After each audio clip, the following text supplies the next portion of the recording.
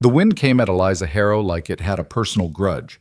It screamed across the Montana plains, rattling the shutters of her cabin, tearing at the fence posts she'd spent all morning trying to reinforce.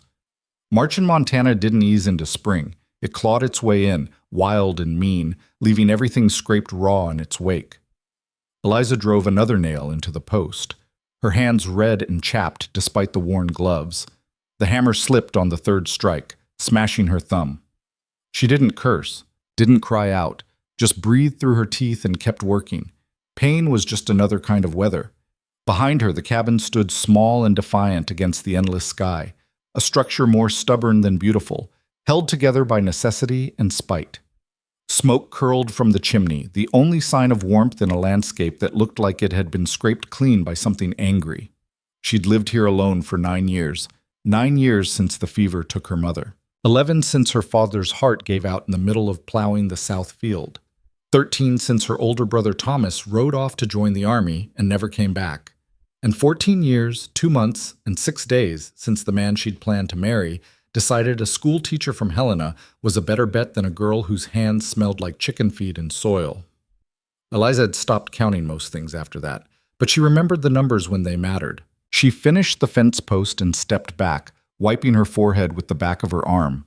The sun was dropping fast, turning the sky the color of a bruise. She still had to check the henhouse, bring in firewood, and fix the door on the barn that had been hanging crooked for a week. Always something breaking, always something that needed her. That was fine. Work didn't leave room for anything else. She was halfway to the barn when she heard the horse. Eliza's hand went to the rifle leaning against the fence without thinking. Out here, unexpected visitors meant trouble more often than not. Drifters looking for food. Men with ideas about a woman living alone. Occasionally, someone selling something nobody needed. But when the rider came into view, she recognized the horse first, a gray mare with a white blaze. Then the rider, Sarah Cunningham, her nearest neighbor, if you could call someone living 8 miles away a neighbor. Eliza lowered the rifle but didn't put it down. Sarah pulled her horse to a stop a respectful distance from the porch, her round face flushed from the ride. She was near Eliza's age, 32, maybe 33, but wore it differently, softer. Sarah had a husband, 3 kids, and a way of looking at the world like it might still surprise her with something good. Eliza had no patience for that kind of thinking anymore. "Didn't expect to see you out this late," Eliza called. Sarah dismounted, brushing dust from her skirt. "Had to come before I lost my nerve." "That sounds ominous." "Maybe it is." Sarah reached into her saddlebag and pulled out a newspaper, folded and creased like she'd been carrying it around for days. "Don't shoot me for this." Eliza frowned. "For what?" Sarah crossed the distance between them and held out the paper. "Just read it, the section I marked." Eliza took it reluctantly, her eyes scanning the page. It was the Montana Gazette, a few weeks old. Sarah had circled an advertisement in the back section among the notices for livestock sales and mining equipment. Seeking correspondence. Caleb Mercer, carpenter and landowner, recently settled near Billings. Widower, no children, age 34. Seeking honest companionship with a woman of good character. No interest in pretense or performance. Looking for someone who understands that life is hard, and that's exactly why we shouldn't face it alone. Write to C. Mercer, General Delivery, Billings, Montana Territory. Eliza read it twice, then handed the paper back. "No."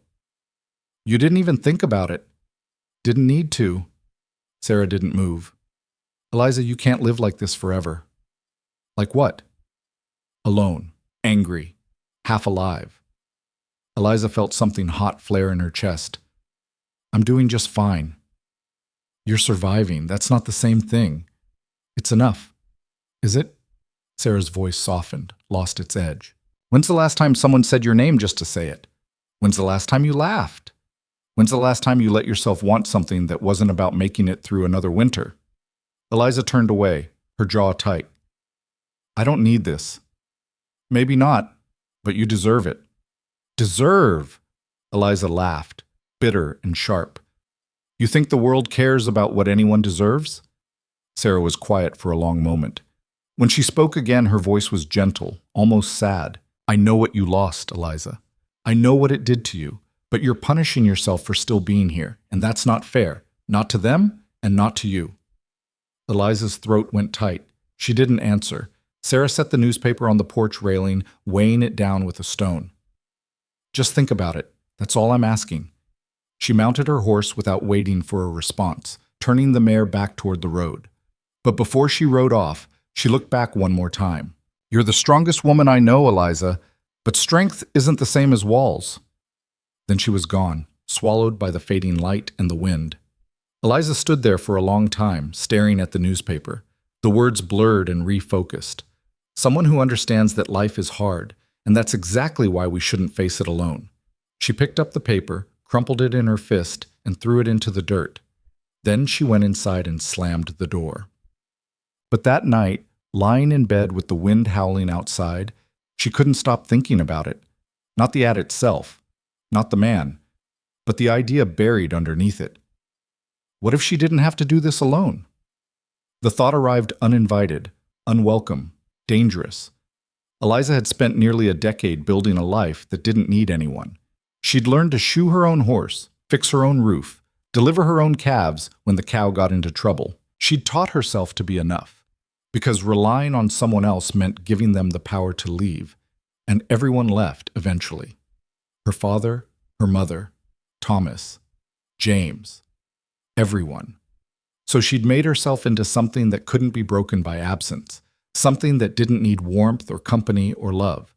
But in the dark, with nothing but the sound of her own breathing, the lie felt heavier than usual. She thought about Sarah's words. Half alive. Was that what she was? She rolled over, pulling the quilt up to her chin. Outside, something clattered. A loose board, probably, or a bucket the wind had gotten hold of. She should get up and check, should make sure nothing important was breaking. But she didn't move. Instead, she lay there and let herself imagine, just for a moment, what it might be like. To hear someone else's footsteps in the house. To cook for two instead of one. To wake up. And not feel the silence, pressing down like a weight. It was a stupid, reckless thought. The kind of thought that got people hurt. But it wouldn't leave her alone. The wind rattled the windows again, and Eliza closed her eyes, trying to force sleep. But her mind kept circling back to the newspaper lying somewhere in the dirt outside, to the words she'd read twice before throwing it away. No interest in pretense or performance. That part had caught her. Most men who advertised wanted someone young, pretty, skilled in all the domestic arts. They wanted a fantasy, not a person. This man, Caleb Mercer, sounded like he'd run out of fantasies, like he knew exactly how hard life could be and wasn't interested in pretending otherwise. That honesty felt dangerous in a different way. It felt like something she might be able to trust. Or maybe that was just her loneliness talking. She'd seen enough women make mistakes with men who seemed honest. Had watched her friend Margaret marry a gambler who swore he'd changed, only to lose everything when he hadn't. Had heard stories of mail-order brides who arrived to find their husbands were drunks or violent or already married to someone else. The world was full of men who lied. Why should this one be different? But then again, what did she have to lose? She wasn't some young girl with illusions about love. She wasn't gambling her future on pretty words. She was just tired. Tired of the silence. Tired of the sameness. Tired of waking up every morning knowing that today would be exactly like yesterday and tomorrow would be exactly like today, stretching out until she was too old to manage and the farm fell apart around her. Was that really better than taking a chance? She didn't know. But for the first time in years, she was actually asking the question. The next morning brought frost. Eliza woke before dawn, like always, and pulled on her boots in the gray half-light. Her breath misted in the cold cabin. The fire had died sometime in the night, and she hadn't bothered to rebuild it. Fires were for evening, when the work was done and her body was too tired to generate its own heat. She stepped outside into a world turned silver. Ice covered everything. The fence rails, the water trough, the bare branches of the cottonwood tree her father had planted when she was 6. It would be a hard morning. The chickens would be sluggish, the water frozen solid, the ground too hard to work. But hard mornings were familiar. She knew what to do with them. It was the quiet moments that got to her, the spaces between tasks when her mind had room to wander. She fed the chickens, their indignant clucking cutting through the stillness, broke the ice on the water trough with the blunt end of an axe. Check the horse, a sturdy bay gelding named Flint, who'd been her father's before he was hers. He snorted at her, his breath steaming, and she ran a hand down his neck. "I know," she murmured. "It's cold. Deal with it." He nudged her shoulder, looking for the carrot she usually brought. She'd forgotten it this morning. Her mind had been somewhere else, on a crumpled newspaper, on words that shouldn't matter. She cursed under her breath and went back to the house. The paper was still there, in the dirt where she'd thrown it. Damp from the frost, edges curling. She should leave it. Let it rot into nothing. Instead, she picked it up. Inside, she smoothed it flat on the table, her hands moving before her brain could catch up and stop them. The ink had run in places, but the words were still readable. Seeking honest companionship. Someone who understands that life is hard. She sat down, staring at it. What did she know about this man? Nothing. He could be anyone, could be lying about everything. Widower could mean anything, could mean he drove his wife into an early grave with meanness or drink, could mean he was desperate, dangerous, looking for someone isolated and vulnerable. But the words didn't sound like that. They sounded tired. They sounded like someone who'd run out of pretty lies and didn't have the energy to pretend anymore. They sounded, she realized with a jolt, like her. She pushed the paper away and stood up, needing to move, needing to do something with her hands. There was bread to make, mending to finish. The barn door still wasn't fixed, but an hour later she was back at the table. And this time she had paper and a pen. Writing the letter took her all day. Not because she had so much to say, she didn't, but because every word felt like pulling a nail out of wood. Painful, slow, leaving marks. She started 5 different times, crumpling each attempt and throwing it into the fire. Dear Mr. Mercer, I saw your advertisement and thought, no, too formal. Mr. Mercer, my name is Eliza Harrow, and I'm writing because what? Because she was lonely? Because she was desperate? Because Sarah had pushed her into it? She put her head in her hands, frustrated. What was she even doing? This was insane. She didn't know how to do this. Didn't know how to open herself up to a stranger and ask for something she couldn't even name. She'd been alone so long she'd forgotten how to be anything else. The afternoon light was fading when she finally gave up trying to sound like someone she wasn't. If this man wanted honesty, she'd give him honesty, even if it meant he never wrote back. She picked up the pen again. This time, she didn't think. She just wrote. Mr. Mercer, I'm not good at this. I don't know what you're supposed to say in a letter like this, so I'm just going to be plain. My name is Eliza Harrow. I'm 32. I live on a small farm outside of Benton. I've been alone for a long time, and most days I prefer it that way. I don't know why I'm writing to you. Maybe because someone I trust pushed me to. Maybe because I'm tired of pretending I'm fine when I'm not. I'm not looking for romance or rescue. I've survived this long on my own, and I'll keep surviving whether you write back or not. But your ad said you're looking for someone who understands that life is hard. I understand that. I understand it better than I want to. So if you're serious, if you're really looking for something honest and not just pretty words, then maybe we can write. No promises, no expectations. Just 2 people who know the world doesn't owe us anything, trying to figure out if there's something worth building anyway. If that sounds like too much trouble, I understand.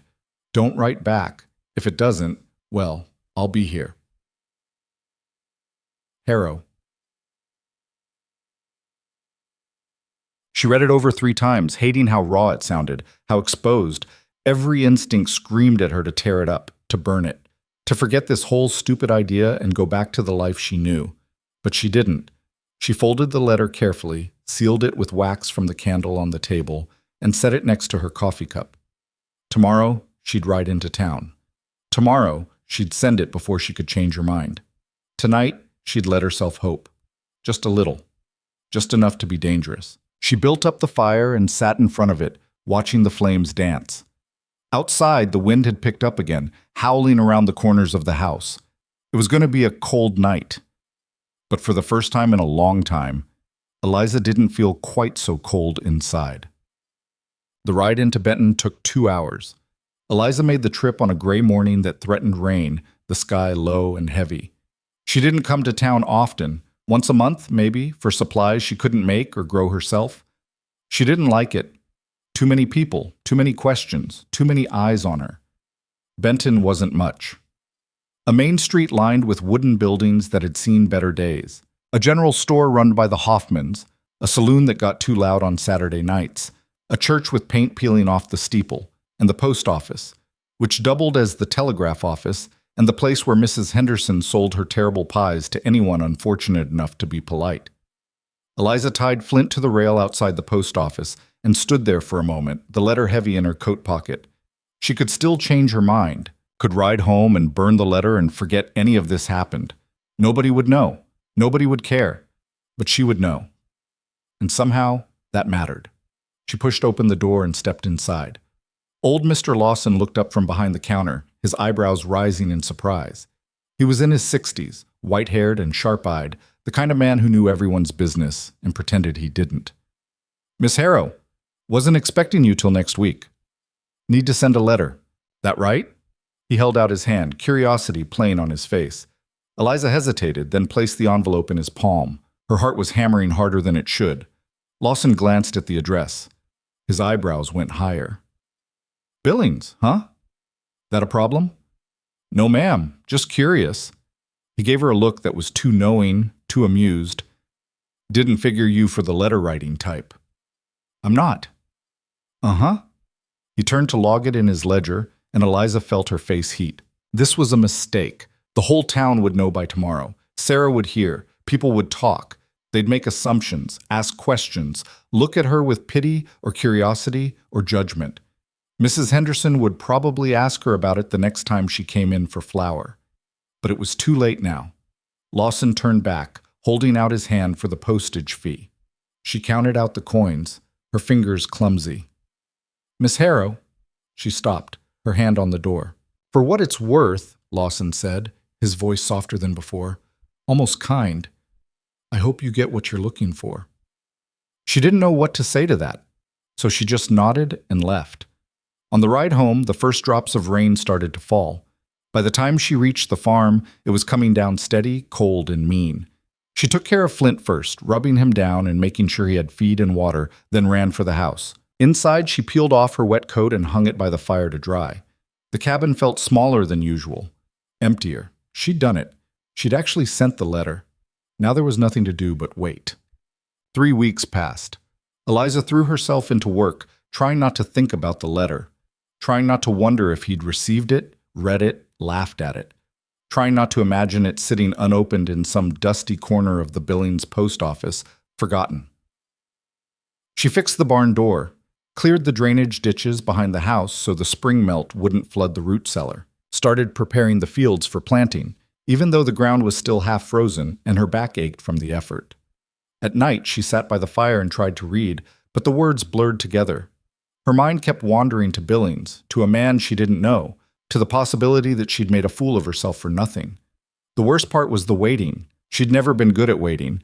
Waiting meant thinking, and thinking meant remembering all the reasons this was a terrible idea. What if he wrote back and she'd built him up in her head into something he wasn't? What if he didn't write back and she'd opened herself up for nothing? What if she'd forgotten how to connect with another person and ruined everything before it even started? Sarah came by once, ostensibly to borrow some thread, but really to check on her. "Did you?"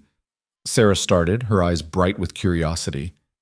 "I don't want to talk about it," Eliza cut her off. Sarah studied her for a moment, reading something in her face.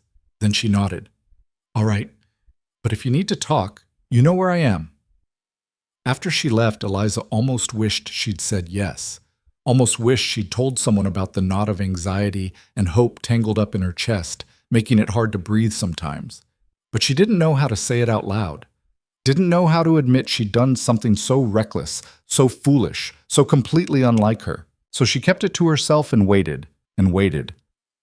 By the end of the 3rd week, she'd convinced herself he wasn't going to write back, that he'd read her letter and decided she was too much trouble, too damaged, too honest for whatever he'd been imagining. Maybe he'd expected someone softer, someone who didn't lead with all her broken pieces. That was fine. She'd expected it, really. It didn't hurt. Not really. She told herself that all the way into town on the first day of April, riding through mud and drizzle to pick up supplies she didn't really need. told herself she didn't care as she tied Flint outside the general store and tried not to look at the post office across the street. She made herself go into the store first, bought flour and sugar and a new whetstone for sharpening her tools, chatted with Mrs. Hoffman about the weather, about the late spring, about nothing that mattered. She was loading sacks of flour into her saddlebags when she heard Lawson's voice. "Miss Harrow!" She turned. He was standing on the porch of the post office, waving at her, something in his hand. Her heart stopped. She told herself it could be anything. A notice from the county about taxes, a catalog she hadn't ordered, some piece of mail that had been sitting there for weeks. Nothing important. But her hands were shaking as she crossed the muddy street. Lawson was grinning, which should have annoyed her but somehow didn't. "Thought you might want this." He held out an envelope. The return address said C. Mercer, Billings, Montana Territory. Eliza took it, her throat tight, her hand steadier than she felt. The paper was thick, good quality. Her name was written in careful, even handwriting. "Thank you," she managed. Lawson winked. "Any time, Miss Harrow. Any time." She didn't open it there. Didn't want Lawson or Mrs. Hoffman or anyone else in town to see her face when she read it. She tucked it carefully into her coat pocket, finished loading her supplies, and rode home in a daze. The rain had stopped by the time she got back, and weak sunlight was breaking through the clouds, turning the wet prairie into something almost beautiful. She took care of Flint first, unsaddling him and brushing him down, her movements automatic, her mind somewhere else entirely. Then she unloaded the supplies, putting everything away with deliberate slowness, putting off the moment. Because once she opened that letter, everything would change.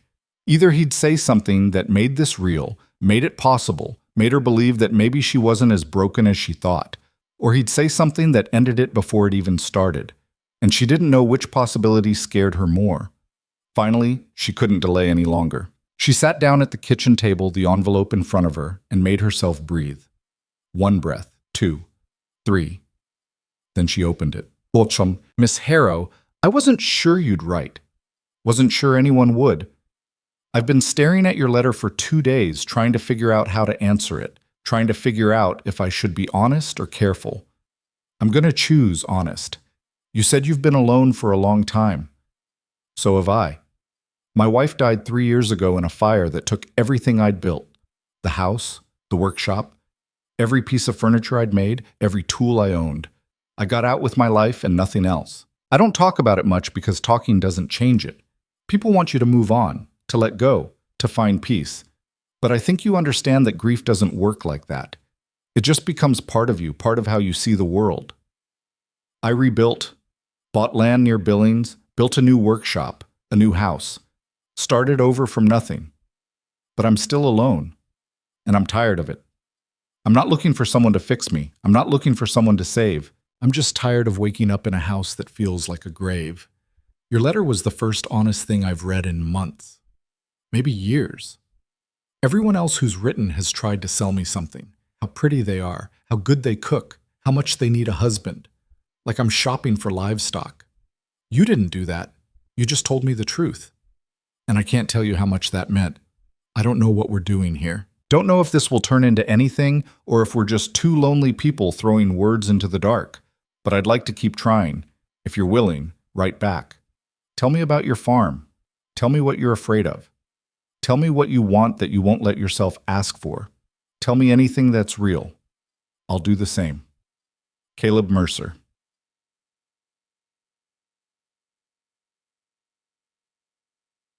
Eliza read the letter 3 times.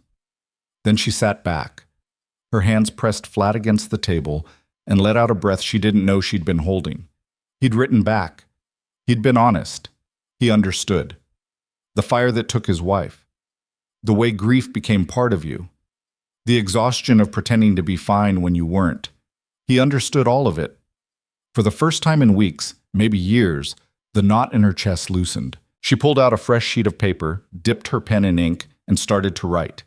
And as the afternoon light slanted through the window, turning the kitchen golden, Eliza Harrow let herself believe, just a little, that maybe, just maybe, she didn't have to face the rest of her life alone. Caleb, I can call you Caleb, can't I? Mr. Mercer feels too formal for whatever this is. You asked about my farm. It's small. 40 acres, most of it rough pasture and rocks. I have a dozen chickens who hate me, one horse who tolerates me, and a cow named Temperance, who's more stubborn than I am, which is saying something. The house is old. My grandfather built it before Montana was even a territory. It leaks when it rains hard, and the wind gets in through cracks I can't seem to find no matter how much I patch. The barn door hangs crooked because I'm not much of a carpenter. The garden hasn't been planted in 5 years because I can't seem to make myself care about flowers when there's so much other work to do. It's not much, but it's mine. Or maybe I'm its. Hard to tell sometimes. You asked what I'm afraid of. That's harder to answer. I'm not afraid of work, not afraid of being alone. I've been alone long enough that it feels normal now. Not afraid of dying particularly, but I'm afraid of hoping for something and losing it. I've lost enough. My parents, my brother, a man I thought I'd marry who decided I wasn't worth the trouble. Every time I let myself want something, it gets taken away. So I stopped wanting, stopped hoping. Figured if I didn't reach for anything, I couldn't lose it. But your letter made me think maybe that's not living. Maybe that's just a slower kind of dying. I don't know if I'm ready to change that. Don't know if I can. But I'm willing to try. So here's something real. I'm terrified right now. Terrified of writing this. Terrified you'll read it and decide I'm too broken to bother with. Terrified that if this turns into something, I'll find a way to ruin it because that's what I do. But I'm writing anyway. Because maybe being terrified means it matters. Your turn. Tell me about the fire. Tell me what you lost. Tell me why you placed that ad when you could have just stayed alone. Tell me something true. Eliza. She sent it the next day, riding into town before she could change her mind. And this time, she didn't tell herself she didn't care if he wrote back. Because she did. More than she wanted to admit, more than was safe. But maybe that was the point. Maybe safety had kept her alive, but it hadn't made her living. Maybe it was time to risk something again. Even if it broke her. Even if she lost. At least she'd know she tried. His next letter arrived faster than she expected. Eliza was in the barn, trying to convince Temperance to stand still long enough to be milked, when she heard hoofbeats. She looked up, annoyed at the interruption, and saw young Billy Patterson from town riding up on his father's mule. Billy was 14, all elbows and enthusiasm, and he worked part-time at the post office running deliveries when Lawson had something urgent. "Miss Harrow," he called, waving an envelope over his head like a flag. "Mister, Lawson said to bring this out to you special." Eliza's heart kicked against her ribs. She wiped her hands on her apron and walked out to meet him, trying to look like this was normal, like her pulse wasn't racing. "Thanks, Billy." He handed it over with a grin that said he knew exactly what kind of letter it was. "Mr. Lawson says there's no charge for the delivery. Says to consider it a public service. Tell Mr. Lawson he's got too much time on his hands." Billy laughed and turned the mule around. "Yes, ma'am. Good luck, ma'am." He rode off before she could tell him she didn't need luck. And anyway, what did a 14-year-old know about any of this? She stood there holding the envelope, Temperance forgotten, and debated whether to open it right there or wait until she was inside. She lasted about 30 seconds before tearing it open. The handwriting was the same, careful even. The letters formed with the precision of someone who'd learned to work with his hands and carried that attention to detail into everything else. She read standing in the barnyard, and by the time she finished, something in her chest had cracked open. The letter started with an apology. "I'm sorry it took me 4 days to write back. Not because I didn't want to. Because I kept starting and stopping, trying to find the right words. Then I realized there aren't any right words. There's just the truth. And either you want to hear it, or you don't." He told her about the fire. Not the facts, those were simple enough. A lantern knocked over in the workshop. Dry wood and varnish. Flames that moved faster than anything he could have imagined. He told her about the feeling. "I was inside the house when I smelled the smoke. By the time I got outside, the workshop was gone. Just gone. 20 years of work. Every tool my father gave me. Every piece I'd made that I was proud of. My wife was upstairs. I ran back in. Got to the bedroom. She was already... The smoke got her before the fire did. That's what they told me after. Like that was supposed to make it better. I carried her out anyway. Sat in the yard holding her while everything burned. People came. Neighbors, the volunteer brigade from town. They put out what was left, but there wasn't much to save. They kept telling me I was lucky. Lucky to be alive. Lucky the fire didn't spread to the other houses. Lucky, lucky, lucky. I didn't feel lucky. I felt like I'd failed at the one thing that mattered, keeping her safe. Eliza's hands shook as she read. She knew that feeling, the weight of it, the way it sat on your chest and made it hard to breathe, made every day feel like you were dragging something heavy behind you. The letter went on. I rebuilt because I didn't know what else to do. Work was the only thing that made sense. I could control wood, could shape it, join it, make it into something useful. Couldn't control anything else, but I could do that. Built the new house in 8 months. Built it better than the first one, tighter, stronger. Like if I made it strong enough, nothing bad could get in. But you can't build walls high enough to keep out loneliness. I figured that out pretty quick. So I kept working. Took jobs in town. Built furniture, cabinets, whatever people needed. Kept my hands busy. Kept my head down. Told myself I was fine. I wasn't fine. I was surviving, like you said. But that's not enough anymore. I placed that ad because I woke up one morning and realized I'd built a beautiful house and I hated being in it. Realized I was 40 and alone, and if I didn't do something, I'd stay that way until I died. Realized I didn't want to die alone. The letter ended differently than his first one. You said you're terrified, so am I.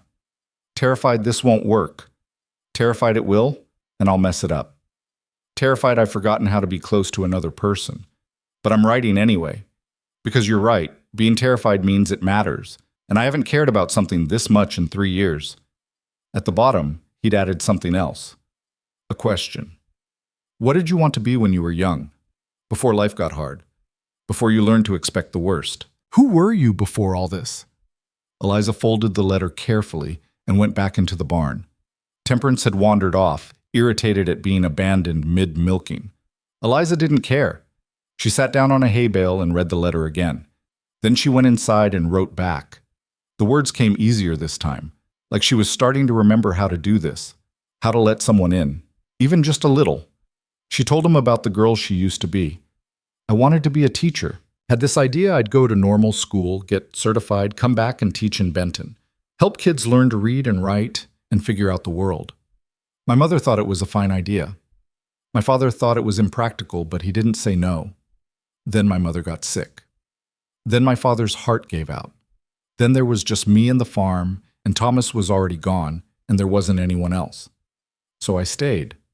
Gave up the idea of normal school. Gave up teaching. Gave up pretty much everything except keeping the farm going. Told myself it was temporary.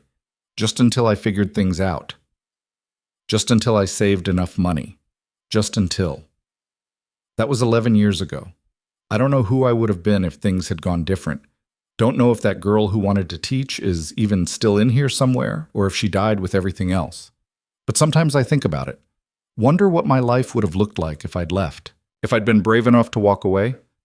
Then I feel guilty for even thinking it. Like wanting something different means I didn't love them enough. She told him about James too, the man she'd almost married. We grew up together. I thought I knew him. Thought we wanted the same things. Turns out what he wanted was a wife who'd make him look good, who'd host dinners and wear nice dresses and not have dirt under her fingernails. When my parents died and I had to take over the farm, he stuck around for a while, kept saying we'd get married once things settled down. Then he met Catherine, the school teacher from Helena, pretty, refined, everything I wasn't. He didn't even have the decency to tell me himself. Heard it from Sarah. He'd gotten engaged. Was moving to Helena to help run her father's store. I saw him one more time after that. He came out to the farm to get some tools he'd left here, said he was sorry, said he hoped I'd understand. I told him to get off my property and never come back. He looked relieved. She stopped there, staring at what she'd written. It was more than she'd told anyone, more than Sarah knew even. But Caleb had given her his truth, seemed only fair to give him hers. She signed the letter and added her own question at the bottom. If you could build anything, what would it be? Not for money, not because someone asked, just for you. But the letters came faster after that. Once a week, then twice, then 3 times. Billy Patterson made so many trips out to the farm that Eliza started keeping cookies on hand to send back with him. The boy was getting paid for the deliveries. Lawson had admitted as much, but she figured he deserved something extra for the gossip he refused to spread. Caleb wrote about his work, about the satisfaction of taking raw lumber and turning it into something beautiful, about the customers who wanted the cheapest option and the rare ones who understood that quality took time. Built a rocking chair last month for a woman whose husband died. She wanted something that would last, something she could pass down to her daughter. Took me 3 weeks to get it right. Used walnut for the frame, cane for the seat, carved a pattern into the headrest, flowers, because she said her husband used to bring her wildflowers every week. When I delivered it, she sat in it and cried. Paid me double what I asked. I tried to refuse the extra, but she insisted. Said it was the first thing she'd had in years that felt like it was made just for her, like someone saw what she needed and cared enough to make it right. I've been thinking about that a lot, about making things that matter to people, about the difference between building something because you have to and building something because you want to see it exist in the world. Your letter made me realize I've been doing the first one for 3 years. Maybe it's time to try the second. Eliza wrote about the farm, about the struggle to keep it going alone, about the small victories that nobody else would understand. Got the irrigation ditch working again. Took me 2 days of digging and cursing and one very awkward conversation with the Hendersons about water rights, but it's done. Probably doesn't sound like much. It's just a ditch. But it means the garden will get water this summer. Means I can plant more than just potatoes and beans. Means maybe, if I'm lucky, I'll have tomatoes and squash and actual variety for once. Means I did something that's not just about surviving another winter. Did something that might actually make life better instead of just less terrible. Small victory. But I'll take it. She asked him questions. He asked her questions. They learned each other in pieces. He liked coffee strong enough to strip paint. She preferred tea. He was a morning person. She did her best thinking at night.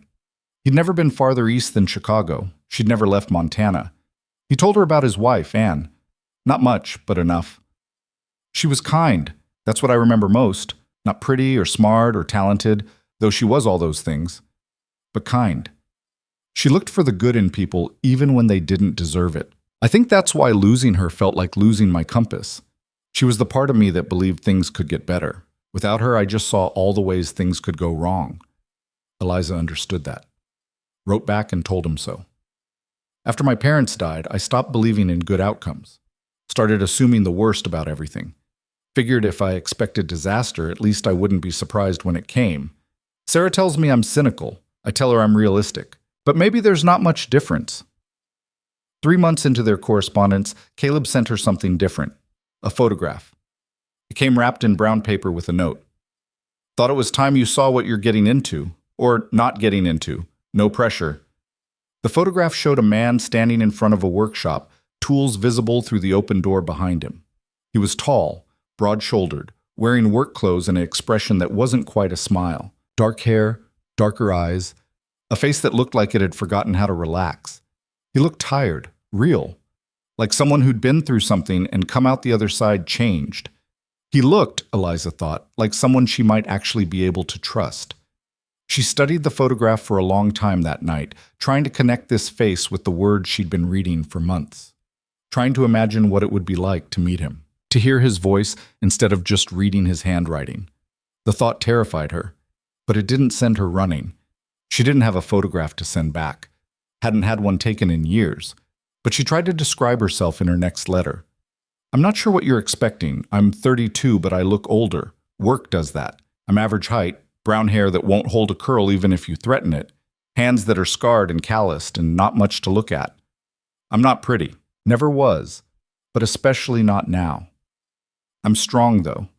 Can lift a feed sack by myself, shoe a horse, split firewood without breaking a sweat. Not sure if that's what you're looking for, but it's what I've got. His response came faster than usual. I'm not looking for pretty, I'm looking for real. And everything you've told me sounds real. 4 months in, Sarah showed up at the farm unannounced, riding through an early summer rainstorm with a basket of preserves and a determined look on her face. Eliza was weeding the garden when she arrived, mud-splattered and annoyed at the interruption. But Sarah dismounted and walked straight over, planted herself in front of Eliza, and crossed her arms. All right. I've been patient. I've been quiet. I've let you keep your secrets for 4 months. But Billy Patterson's been making deliveries out here twice a week. And the whole town knows you're writing to someone, and I'm your friend, so you're going to tell me what's going on. Eliza sat back on her heels, wiping mud off her hands. It's nothing. Billy says the letters come from Billings, from a man named Caleb Mercer. Billy talks too much. Billy's 14 and in love with the idea of romance. He's not going to shut up. Sarah's expression softened. Come on, Eliza. Talk to me. What's happening? Eliza looked at her friend, at the genuine concern on her face, at the fact that Sarah had ridden 8 miles in the rain just to check on her. She sighed. We're writing letters. That's all. That's all. That's all. For 4 months? Yes. Sarah studied her face, reading something there that made her smile. You like him? I don't know him. But you like him. Eliza stood up, brushing dirt off her skirt. I like the person he is in his letters. That's not the same thing. It's a start, though. They went inside, and over tea, Eliza told her. Not everything. Some things were still too private, too fragile to share. But enough. Sarah listened without interrupting, her eyes growing wider as Eliza explained. So let me understand this, Sarah said when she finished. You've been writing to this man for 4 months. You know about his dead wife, his carpentry business, his favorite coffee, and what he thinks about at night when he can't sleep, but you've never met him. That's right. And you don't think that's insane? I think it's safer than meeting someone and pretending to know them. Sarah shook her head, but she was smiling. Fair enough. So what happens now? I don't know. Are you going to meet him? The question hit harder than Eliza expected, because she'd been thinking about it, had been thinking about it for weeks now. Every letter made him more real, made the idea of actually meeting him less terrifying and more inevitable. But she didn't know how to say that out loud. Maybe, she said instead. Eventually. Eventually. Sarah reached across the table and squeezed her hand. Eliza, you deserve this. You know that, right? You deserve to be happy. Eliza pulled her hand back. I'm not unhappy. Yes, you are. You're just really good at pretending you're not. After Sarah left, Eliza sat at the table for a long time, staring at the stack of letters she kept in a drawer. 17 of them now. 17 pieces of a person she was starting to care about more than was wise. She pulled out a blank sheet of paper. Caleb, Sarah came by today. She knows we've been writing. The whole town probably knows by now. Billy Patterson can't keep a secret to save his life. She asked me if I was going to meet you. I didn't know what to tell her. I've been thinking about it, though. More than I should. Wondering what it would be like to hear your voice instead of reading your words. Wondering if you're the same person on paper as you are in real life. Wondering if I could be brave enough to find out. What do you think? Would you want to meet? Or is this better, safer, less likely to disappoint? She sent it before she could change her mind. His response came a week later. The envelope was thicker than usual. When she opened it, 2 things fell out. A letter and a train ticket. The letter was short. Eliza, I've wanted to meet you since your second letter. Been too afraid to ask. If you're willing, I'd like to come to Benton. No expectations, no pressure, just a visit. Just to see if what we have in letters translates to real life. The ticket is for me, not you. I'm coming there because I figure you'll feel safer on your own ground. If you don't want me to come, send the ticket back. I won't be offended. I'll understand. But if you do want me to come, write back and tell me when. I'll be there. Caleb. Eliza stared at the ticket for a long time. This was real now, not just words on paper, not just imagination and possibility. If she said yes, he'd come. She'd have to meet him, talk to him, figure out if the person she'd been falling for through letters was someone she could actually stand to be around. And if it didn't work, if he was different in person, if the connection they'd built fell apart the moment they were face to face, she'd have to live with that, have to go back to being alone, but this time knowing exactly what she'd lost. It would be so much easier to send the ticket back, to keep things the way they were, safe, controlled, distant. But she was tired of safe, tired of controlled, tired of being so careful with her heart that she forgot it was still capable of wanting things. She picked up her pen. Caleb, come in 2 weeks. That'll give me time to prepare. Fair warning, The farm's not much, the house is small, the town is smaller. If you're expecting anything impressive, you're going to be disappointed. But if you're expecting honesty, I can give you that. See you soon, Eliza. She sent it the next morning and spent the next 2 weeks trying not to panic. The 2 weeks passed like years and seconds at the same time. Eliza threw herself into preparing the farm, then stopped herself, realizing she was being ridiculous. Then started again because she couldn't help it. She cleaned the house from top to bottom, fixed the loose board on the porch steps, patched the leak in the roof she'd been ignoring for months.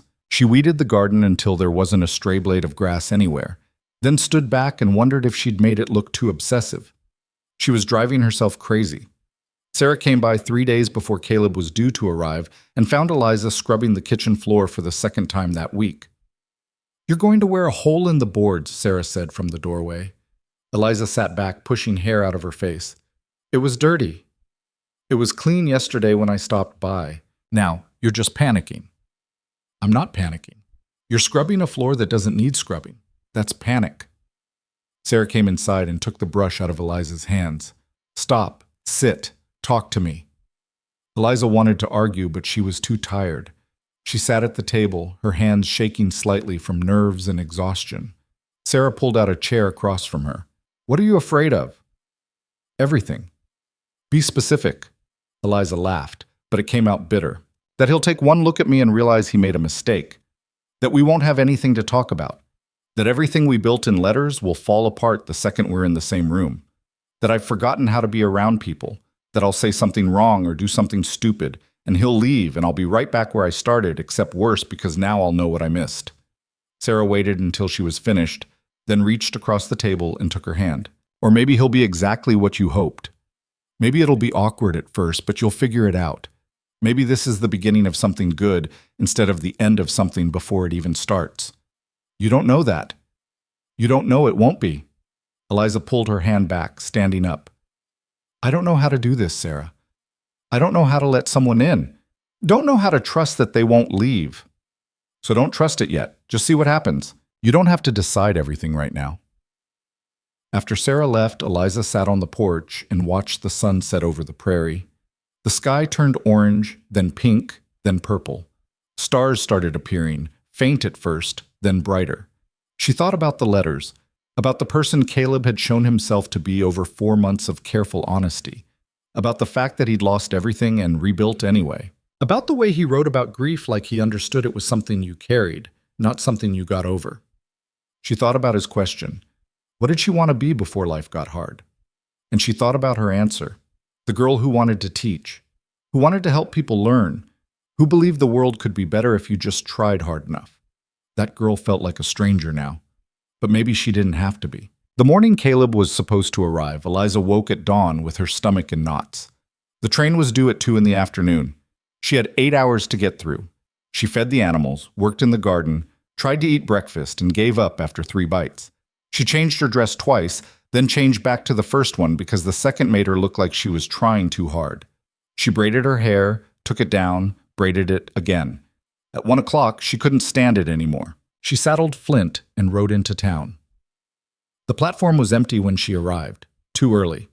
She tied Flint to the post outside the general store and stood there, trying to decide what to do with herself.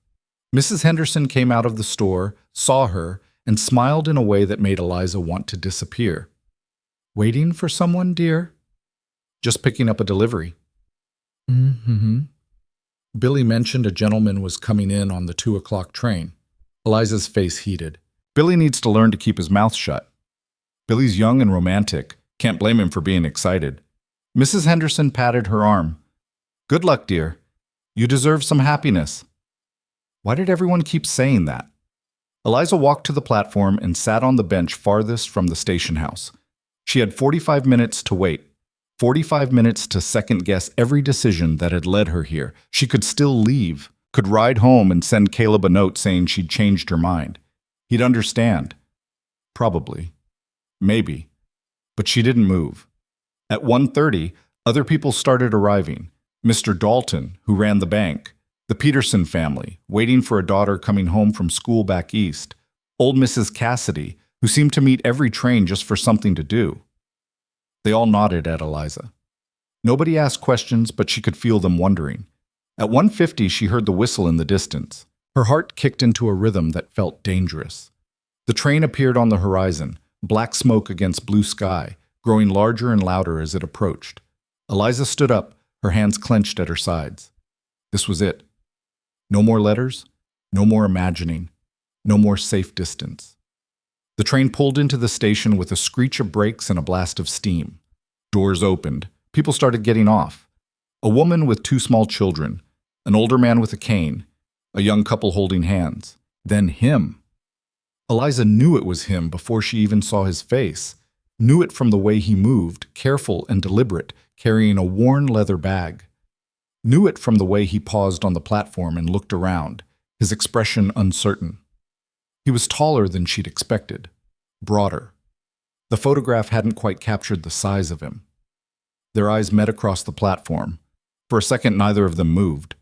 Then Caleb walked toward her, and Eliza's brain went blank. He stopped a few feet away. Up close, she could see details the photograph had missed.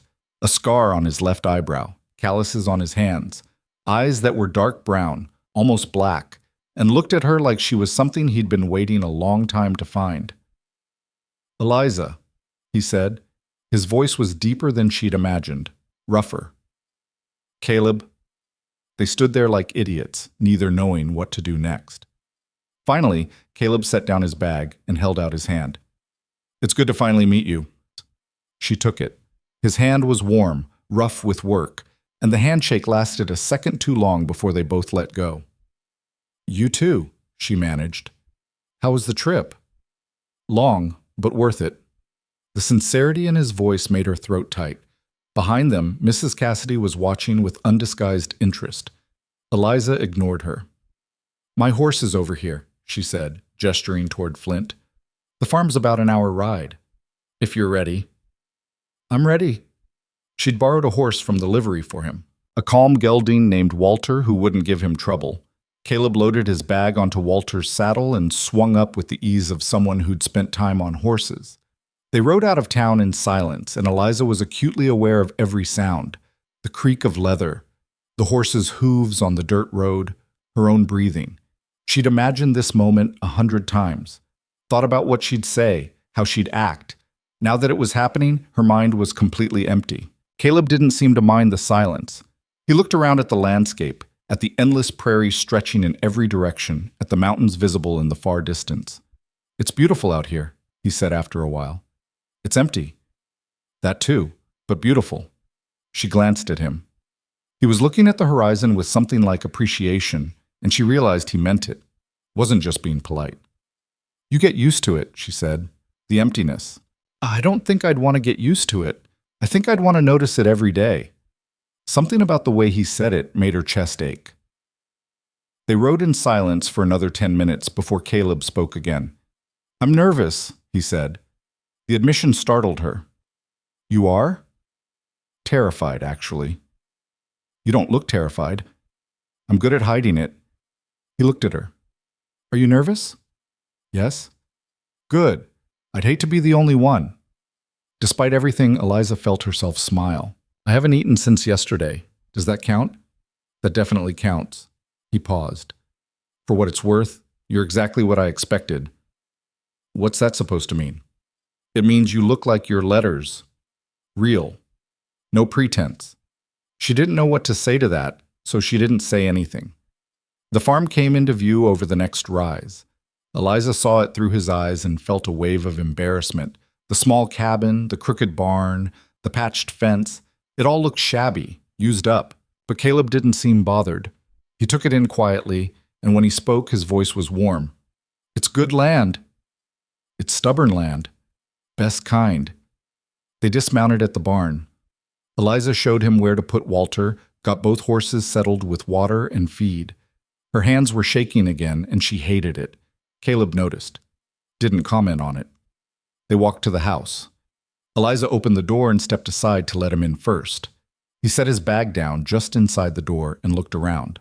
The cabin was small, just the main room with a kitchen area, a bedroom through a door in the back, and a ladder to a loft that Eliza used for storage.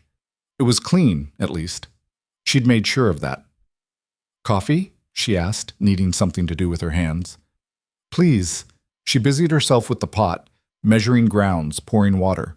Behind her, she heard Caleb moving around slowly, looking at the books on the shelf, the quilt her mother had made draped over the chair, the view out the window toward the garden. You've built something good here, he said. I've kept something going. Not the same thing. Isn't it? She turned to look at him. He was standing by the window, hands in his pockets, looking at her with an expression she couldn't quite read. Keeping something alive when you're alone is harder than building something with help, he said. Doesn't get enough credit. The words hit her harder than she expected. Nobody had ever said anything like that to her before. Everyone just assumed she was doing what she had to do. Nobody understood how hard it was to keep choosing this, day after day, year after year. The coffee started boiling. She poured 2 cups, handed him one. They sat at the table. The silence stretched, but it felt different now. Less awkward. More like they were both taking each other in, trying to match the person in front of them with the person in the letters. I don't know what I'm supposed to say, Eliza admitted finally. Neither do I. We didn't have this problem in letters. Letters are easier. You can think about what you want to say, can rewrite it if it comes out wrong. Yeah. Caleb took a sip of coffee. So let's not try to say the right thing. Let's just talk. About what? Anything. Tell me about your day. Before I got here. So she did. Told him about the panic cleaning, about Sarah's visit, about Mrs. Henderson's nosiness. He listened without interrupting, and when she was done, he was smiling. What? She asked. Nothing, just glad to know I'm not the only one who was nervous. What did you do? Panic build something? Actually, yes. Made a step stool nobody needed. Sanded it 3 times. It's the smoothest step stool in Montana. Despite herself, Eliza laughed. A real laugh, the kind she hadn't felt in months. Caleb's smile widened. There it is. There what is? The laugh I've been wondering about. You mentioned in one of your letters that Sarah said you never laugh anymore. I've been wanting to hear what it sounds like. Eliza felt her face heat. It's not special. I didn't say it was special. I said I wanted to hear it. They talked through the afternoon. Not about anything important. Just small things. The trip from Billings, the people in town. The work waiting for both of them back home. It was easy, in a way Eliza hadn't expected, like picking up a conversation they'd started months ago instead of meeting for the first time. Around 5, her stomach reminded her that she hadn't eaten all day. I should make dinner, she said. Can I help? She almost said no. She wasn't used to having help, but caught herself. Sure. They worked together in the small kitchen. Eliza made biscuits while Caleb chopped vegetables for stew. He moved around the kitchen like he knew what he was doing, comfortable with the work. You cook much? She asked. Had to learn. Can't live on restaurant food forever. What's your best dish? Probably stew or roast chicken. Nothing fancy. Fancy doesn't matter out here. Doesn't matter much anywhere, I think. People just want food that tastes like someone cared while they were making it. She thought about that while she kneaded the dough. Realized he was right. The best meals she remembered weren't the fancy ones. They were the ones her mother made when Eliza was sick. The ones her father made on Sundays when he let her mother rest. The ones that meant someone was paying attention. They ate at the table as the sun set. The stew was good. The biscuits were better. Caleb had 2, then a third, and Eliza felt absurdly proud of that. After dinner, they sat on the porch. The sky was turning colors, and the evening was cool but not cold. Caleb sat on the steps, Eliza in the chair her father had made years ago. I've been thinking about your question, Caleb said after a while. Which one? What I'd build if I could build anything, just for me. And? A library, small one, just 1 room, floor-to-ceiling shelves, good light, comfortable chairs, a place where people could come and just read. No charge, no rules except be quiet and put the books back. Eliza looked at him. That's a good answer. What would you do? If you could do anything? She didn't have to think about it. Teach. Not in a formal school necessarily. Just help people learn things. Kids who can't afford school. Adults who never had the chance. Anyone who wants to know something. You still could. Could I? I'm 32. I run a farm. I barely have time to keep myself fed. Time isn't the problem. Fear is. The words stung because they were true. Maybe, she admitted. They sat in silence for a while, watching the stars come out. I'm glad I came, Caleb said quietly, even though I'm awkward and didn't know what to say. Especially because of that, means you're being real with me, same as the letters. Eliza looked at him. He was staring at the horizon, his profile dark against the fading light. She thought about all the letters, all the words they'd exchanged, all the careful honesty they'd built. And she thought about what Sarah had said. You don't have to decide everything right now. How long can you stay? She asked. As long as you want me to. I don't know how long that is yet. That's all right. We'll figure it out. The night deepened around them. Inside, Eliza had made up the loft for Caleb. It wasn't much, but it was private and had a decent mattress she'd brought up from storage. He'd accepted without complaint, seeming to understand that she needed the space, needed to go slow. Eventually, they went inside. Caleb climbed up to the loft while Eliza got ready for bed. She lay in the dark, listening to the sounds of someone else in her house. Footsteps above her, the creak of the bed, the small sounds of another person existing in her space. It should have felt invasive. Instead, it felt almost normal. She fell asleep faster than she had in weeks. The next morning, Eliza woke to the smell of coffee. She dressed quickly and came out to find Caleb at the stove, already dressed, the coffee pot bubbling. He looked up when she entered. Hope you don't mind. I'm an early riser. So am I usually. You just beat me to it. Couldn't sleep much. Too excited. The admission made her smile. About what? Getting to spend the day with you, seeing the farm, figuring out what we're doing here. She poured herself coffee and sat at the table. What do you think we're doing here? Honestly, I have no idea, but I want to find out. After breakfast, Eliza took him around the farm, showed him the garden, the barn, the chicken coop, pointed out the fence that needed mending, the irrigation ditch she'd just fixed, the field she was planning to plant next week. Caleb listened, asked questions, noticed things, saw the work she'd put in, understood what it took to keep this place running alone. When they got to the barn, he stopped at the door. This is hanging wrong, he said, running his hand along the frame. I know. Can't figure out how to fix it. Want me to take a look?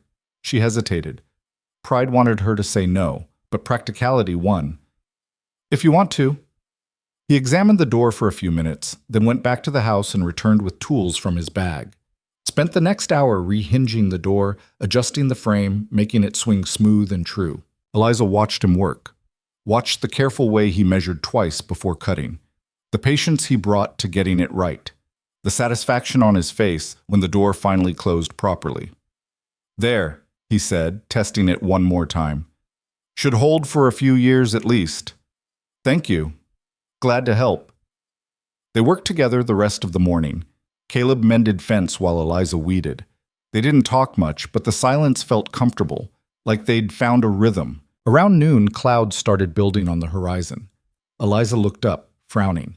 The sky had been clear an hour ago. Now it was darkening fast, clouds piling up in a way that made her uneasy. Storm coming, she said. Caleb followed her gaze. Big one? Can't tell yet, but we should get ready just in case.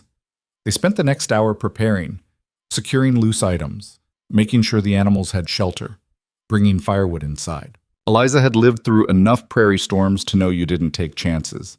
By 2 o'clock, the wind had picked up. The sky was the color of a bruise, dark and swirling. We should get inside, Eliza said. They'd barely made it to the porch when the rain started. Not gradually, all at once, like someone had opened a faucet. Wind slammed into the house hard enough to rattle the windows. Inside, Eliza lit the lamp even though it was early afternoon. The storm had made everything dark. Does it get like this often? Caleb asked, looking out the window. Few times a year. They blow through fast, usually. But even as she said it, she knew this one was different. The wind was stronger, the rain harder. She could hear things hitting the side of the house, branches, debris, who knew what else. Thunder cracked overhead, close enough to shake the floor. Then, through the window, she saw it. The garden. The irrigation ditch she'd worked so hard to fix was overflowing, water flooding across the newly planted beds. The fence she'd spent all spring mending was starting to come apart in the wind. No, she breathed. She was moving before she could think, grabbing her coat, heading for the door. Caleb caught her arm. You can't go out there? I have to. The garden. If that ditch breaks completely, It'll wash everything away. Whole season's planting. Then I'll go. It's my farm, and I'm here. Let me help. She wanted to argue, wanted to tell him she'd handled everything alone for 9 years and didn't need him now. But the look on his face stopped her. He wasn't trying to take over, wasn't trying to prove anything. He was just trying to help. We'll both go, she said. They went out into the storm together. The rain hit like fists. Wind tried to knock them sideways. Eliza led the way to the garden, Caleb right behind her. The irrigation ditch was worse than she'd thought. The water was pouring over the sides, carving new channels through the garden beds, washing away soil and seeds and everything she'd worked for. We need to redirect it, she shouted over the wind. Caleb nodded and grabbed a shovel from the barn. Together, they started digging a channel to divert the water away from the garden. The ground was mud, heavy and slick. Every shovelful felt like lifting rocks. Lightning flashed. Thunder followed immediately after. They kept digging. Eliza's hands were blistering. Her back screamed. Rain plastered her hair to her face, and she couldn't see more than a few feet ahead. But they kept digging. Caleb worked beside her, steady and relentless. When she started to flag, he took over the worst of it. When he needed a break, she pushed harder. They worked like that for an hour, maybe more. Time disappeared into rain and mud and the desperate need to save what could be saved. Finally, the new channel caught. Water started flowing away from the garden, following the path they'd carved. Eliza stood there, breathing hard, covered in mud, watching the water flow. They'd done it. Come on, Caleb shouted. Let's get inside. They ran for the house, stumbling through the mud, made it onto the porch just as another crack of lightning split the sky. Inside, they stood dripping on the floor, both breathing hard. Eliza looked at Caleb. He was soaked through, mud-covered, his shirt torn at the shoulder. There was a cut on his forearm, bleeding steadily, where something had caught him. You're hurt, she said. He looked down at his arm like he'd just noticed. It's nothing. It's bleeding. I'll live. She got the first aid kit, made him sit down, and cleaned the cut. It wasn't deep, but it was long. Would need bandaging. Her hands shook as she worked. From the cold, from exhaustion, from the realization of what he'd just done. You didn't have to do that, she said quietly. Yes, I did. Why? He looked at her. Rain was still dripping from his hair. His eyes were dark and serious. Because it mattered to you, he said simply. Because you've worked too hard to lose it to a storm. Because I'm not here to watch from the sidelines while you fight alone. Something in her chest cracked open. She'd spent 9 years building walls, convincing herself she didn't need anyone, that needing someone was weakness. But Caleb had just risked himself in a storm for her garden, not to prove anything, not to take over, just to help, just to stay. Thank you, she whispered. He reached up and took her hand. His fingers were cold, muddy, real. You're welcome. Outside, the storm raged on, but inside, something had shifted, something Eliza hadn't felt in a very long time. Hope. The storm didn't let up until after dark. They changed into dry clothes, Eliza lending Caleb one of her father's old shirts that she'd kept in a trunk. It was tight across his shoulders, but it was warm, and that was what mattered. She built up the fire while he made tea, and they sat at the table listening to the wind howl and the rain hammer against the roof. Eliza's hands were raw from the shovel. Caleb's arm had stopped bleeding, but the bandage was already showing spots of red seeping through. They were both exhausted, but neither suggested going to bed. Think the garden made it? Caleb asked. Some of it, maybe half. Won't know until morning. Half's better than nothing. Half means replanting, means the harvest will be late, means hoping we don't get an early frost. You'll manage? You always do. She looked at him. You don't know that. Yes, I do. I've read 4 months of letters from someone who refuses to quit. I watched you work today. You'll manage because that's what you do. The certainty in his voice made her throat tight. She looked away, focusing on her tea. They sat in silence for a while.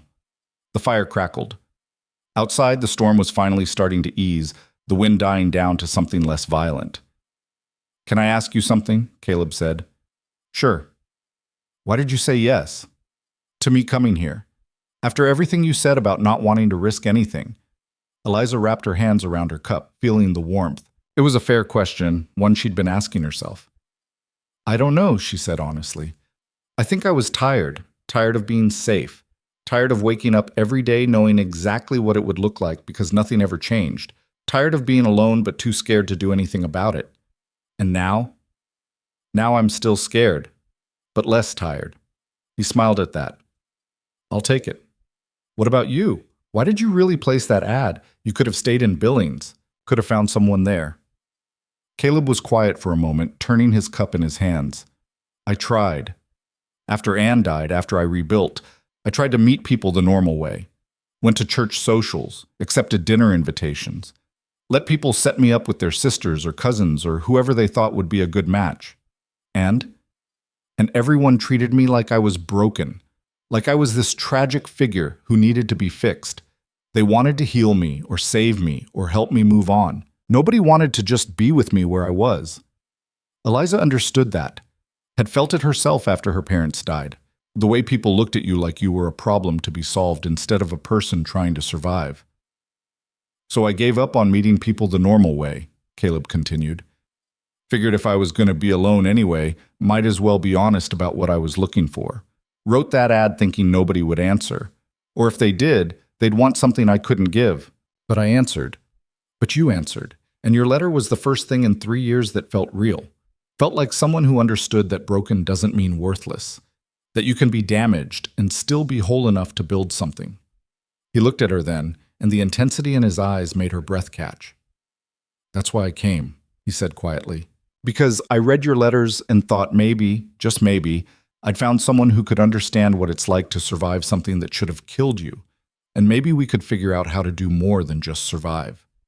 Eliza's hands were shaking. She set down her cup before she could spill it. I don't know how to do that, she whispered. Neither do I. But we could learn. The words hung in the air between them.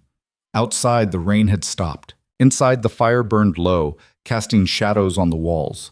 Eliza thought about the storm, about working beside Caleb in the mud and rain, about the way he'd helped without being asked, the way he'd stayed. She thought about 9 years of being alone, of telling herself it was better this way, safer. But safety hadn't made her happy. It had just made her numb. I'm falling in love with you, she said. The words came out before she could stop them, raw and unpolished and terrifying. Caleb went very still. I didn't mean to, Eliza continued, the words spilling out now that she'd started. Didn't want to, tried not to. But I read your letters and I felt something I thought was dead.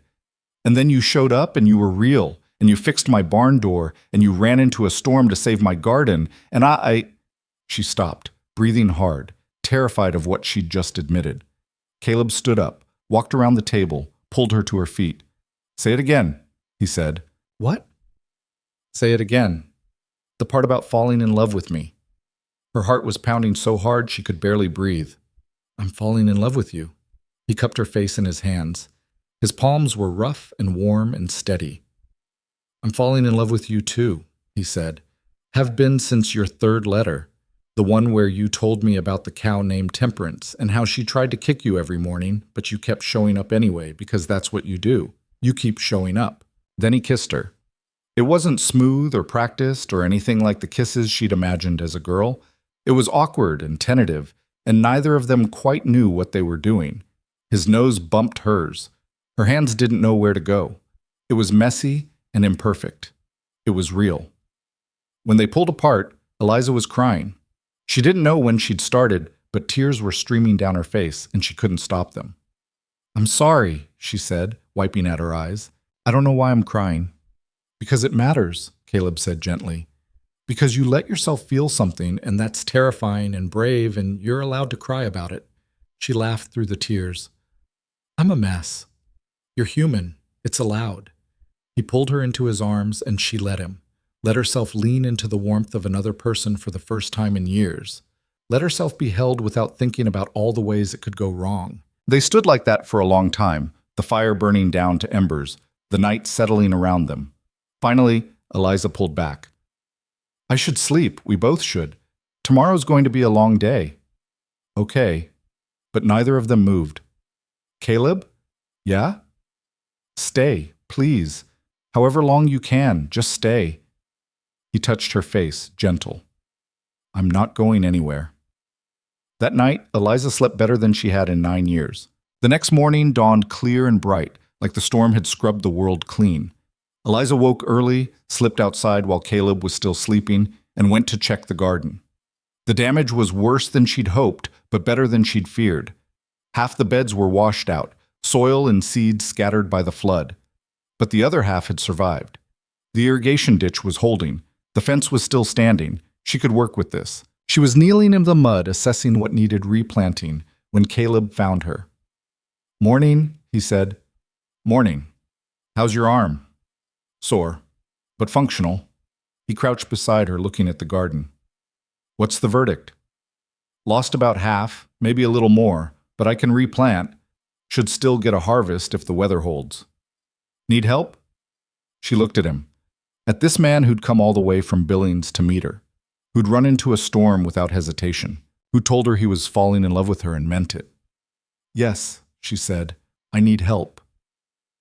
They spent the next 3 days working together, replanting the beds that had been destroyed, reinforcing the irrigation ditch, fixing the fence properly this time, with Caleb's help so it would actually hold. Sarah came by on the second day and found them working side by side in the garden. She took one look at them, muddy, laughing at something Caleb had said, and smiled so wide Eliza thought her face might crack. "Don't say it," Eliza warned. "I'm not saying anything," Sarah said, still grinning. "Just noticing that you look happy. First time in years." "Sarah, this is Caleb. Caleb, Sarah." They shook hands. Sarah studied him with the frank assessment of someone who'd known Eliza long enough to be protective. "So you're the letter writer," Sarah said. "That's me." "Good. She needs someone who can keep up with her. Think you can manage?" Caleb glanced at Eliza, something warm in his expression. "I'm going to try." Sarah stayed for lunch, and Eliza watched as Caleb charmed her without seeming to try. He asked about Sarah's kids, her farm, her husband, listened when she talked about the difficulties of managing 3 children under 10, made her laugh with the story about a cabinet he'd built that ended up 3 inches too tall for the doorway it was supposed to go through. After Sarah left, Eliza stood on the porch watching her ride away. "She likes you," Eliza said. "Good. Her opinion matters to you, so it matters to me." "You don't have to try so hard." "I'm not trying. I like her. She's good people." That was the thing about Caleb, Eliza was learning. He didn't perform, didn't put on a show. He was just steady, just himself. It was disarming in the best way. That evening, they sat on the porch as the sun set. It was becoming a ritual. End of the day, sitting together, talking or not talking, just being. "I've been thinking," Caleb said. "About?" "About how long I can stay. I told you as long as you wanted, but I need to get back to Billings eventually. Got jobs waiting, got a business to run." Eliza's stomach dropped. She'd known this was coming, known he couldn't stay forever, but hearing it out loud made it real. "How long?" she asked. "End of the week, unless what?" He turned to look at her. "Unless you come with me." The words hung in the air. Eliza stared at him, trying to process what he'd just said. "Come with you," she repeated. "To Billings, to see where I live. Meet the people I know. See if you could imagine a life there. I can't just leave the farm. Not forever, just for a visit, a week, maybe 2. Sarah could check on things while you're gone, or we could hire someone." "Caleb, I haven't left this farm for more than a day in 9 years." "I know, that's why I'm asking." She wanted to say no, wanted to tell him it was impossible. But the truth was, it wasn't impossible. It was just scary. Everything with Caleb was scary, and she was doing it anyway. "Let me think about it," she said. "Take all the time you need." But she already knew her answer. 2 days later, Sarah came back with her husband Robert in tow. Robert was a quiet man, built like a tree, with hands the size of dinner plates and a gentle demeanor that belied his size. "Heard you might need someone to watch the place," Robert said. Eliza looked at Sarah, who smiled innocently. "Might have mentioned you were thinking about taking a trip." Sarah, Don't Sarah me. You're going. Robert's going to check on things every day. I'll make sure the chickens don't revolt. Temperance will survive without you for 2 weeks. Everything will be fine." "I didn't say I was going." But you are. Because you're falling in love with him and you need to see if this can actually work. And you can't do that from here. Eliza looked at Caleb, who was standing by the barn trying not to look too hopeful. Looked at Sarah and Robert, who were clearly conspiring to make this happen. Looked at the farm she'd poured 9 years of her life into keeping alive. And for the first time, she thought about what it would mean to have a life beyond these 40 acres. 2 weeks, she said finally. That's all. Sarah hugged her so hard she couldn't breathe. 2 weeks is enough, you'll see. They left 3 days later.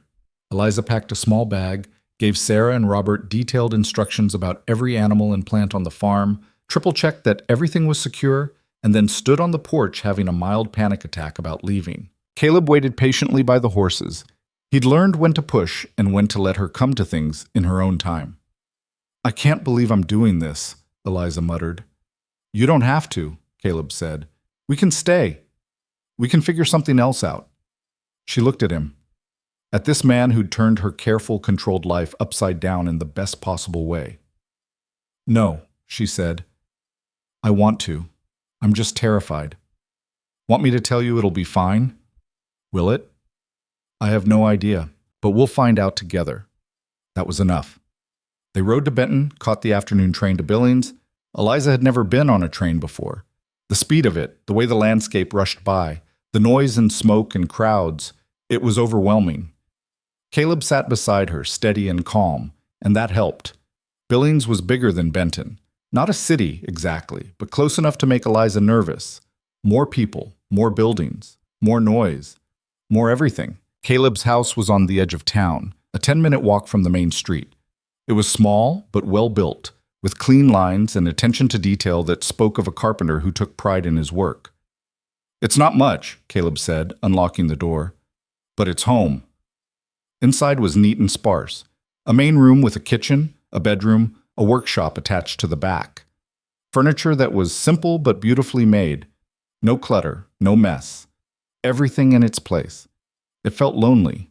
Eliza could see Anne's absence in the careful order of it, in the way nothing was out of place because there was nobody here to make a mess, in the echo of her footsteps on the bare floors. I can see why you placed the ad, she said quietly. Caleb set down her bag. Yeah, it's a good house, but it's not a home, not anymore. That night, they ate dinner at a small restaurant in town.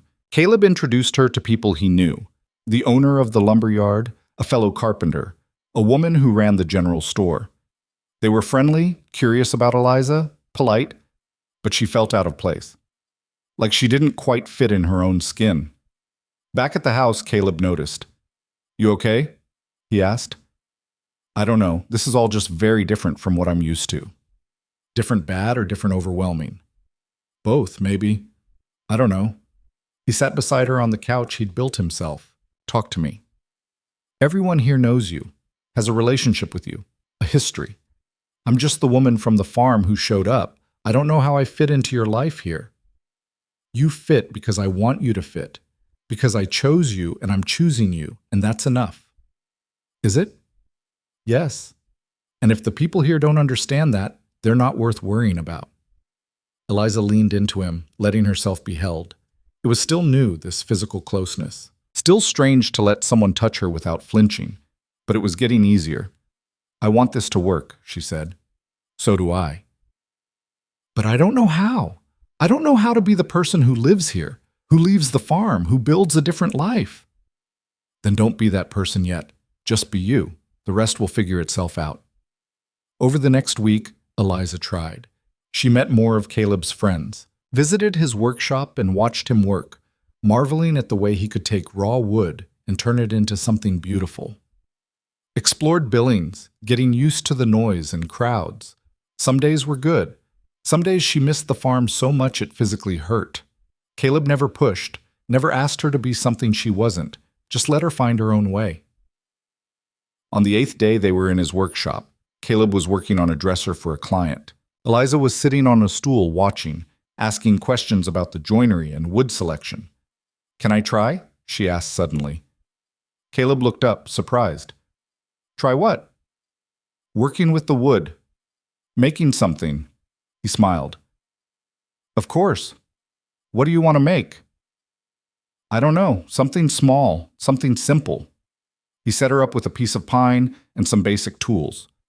Showed her how to hold the plane, how to read the grain, how to make smooth, even strokes.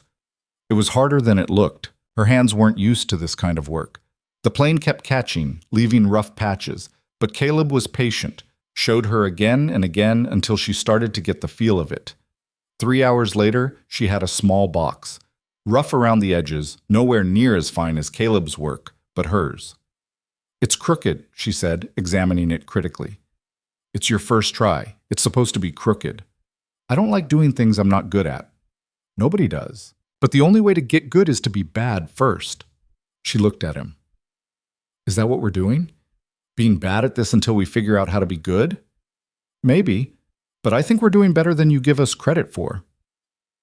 That night, lying in bed in Caleb's house, Eliza thought about the box she'd made, about the satisfaction of creating something with her own hands, about the way Caleb had taught her without making her feel stupid.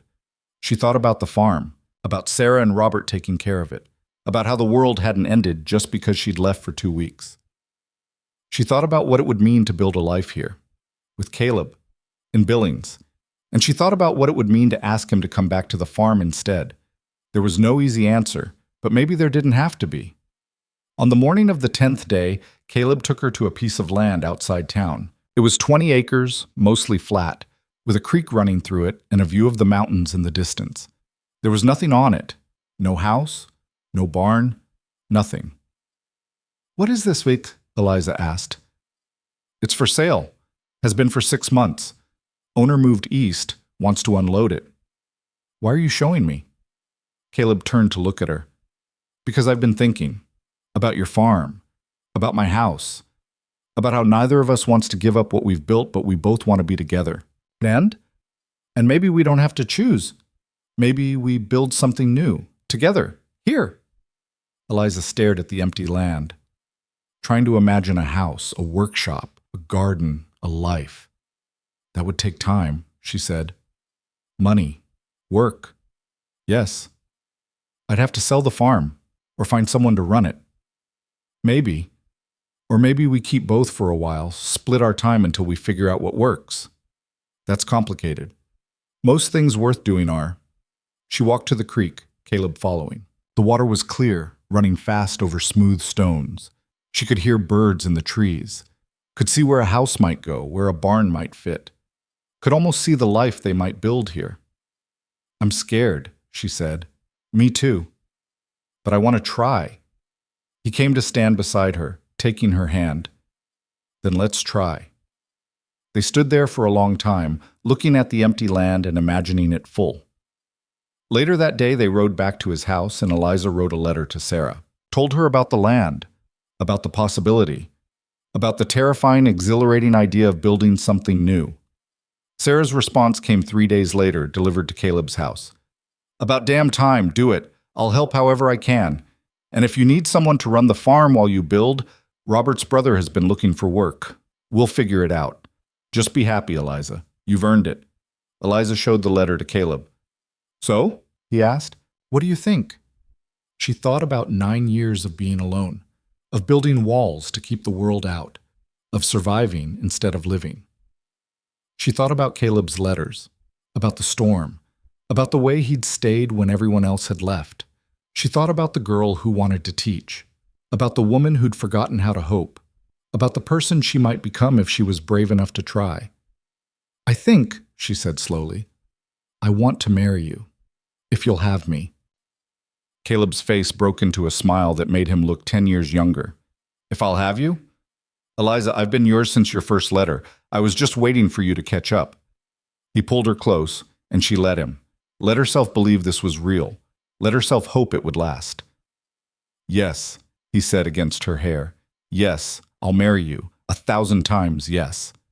And for the first time in a very long time, Eliza Harrow believed the future might actually be something worth living for. They got married in September, 6 months after that first letter. Not in a church with flowers and fancy clothes and half the territory watching. Just at the courthouse in Billings with Sarah and Robert as witnesses, Eliza wearing a simple blue dress she'd made herself and Caleb in a clean shirt and his best pants. The judge was an old man named Henderson who'd seen enough marriages to know which ones would last and which ones wouldn't. He looked at them over his spectacles and said, "You two sure about this?" "Yes," they said together. He smiled. Good. Lord knows the world needs more people who are sure." Afterward, they had dinner at Sarah's house. She'd insisted, had cooked for 2 days straight, filling the table with roast chicken and potatoes and vegetables and pie. Her 3 kids ran wild through the house while the adults ate and talked and laughed. It was simple, imperfect, real, exactly what Eliza wanted. That night in Caleb's house that was now their house, Eliza lay awake listening to him breathe beside her. She kept expecting to feel different, like marriage should have changed something fundamental, but she felt the same, just less alone. "You awake?" Caleb murmured in the dark. "Yeah, me too." "Why?" "Thinking about tomorrow, about starting to build the house." They'd bought the land, put down everything Caleb had saved and half of what Eliza got from leasing her farm to Robert's brother, a quiet man named Thomas who wanted a place of his own and was willing to work for it. The arrangement was temporary, a year to start, maybe more if it worked out. It gave Eliza the freedom to leave without losing everything she'd built. It terrified her and relieved her in equal measure. "You nervous?" she asked. "About building?" "No." "About building it right?" "Yes." "What's the difference?" "Building is just labor, but building it right means making something that lasts, that becomes home instead of just shelter. That's harder." Eliza rolled over to face him. In the darkness, she could barely make out his features, but she knew them now. The scar on his eyebrow, the way his jaw tensed when he was thinking, the softness in his eyes when he looked at her. "We'll figure it out," she said. "Yeah?" "Yeah, we've figured out everything else."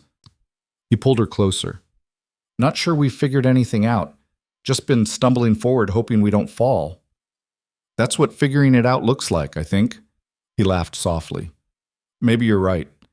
They started building the next week.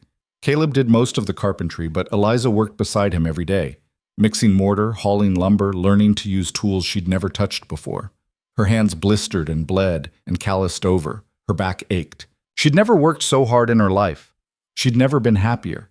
There was something about creating instead of just maintaining, about building towards something instead of just holding on to what was.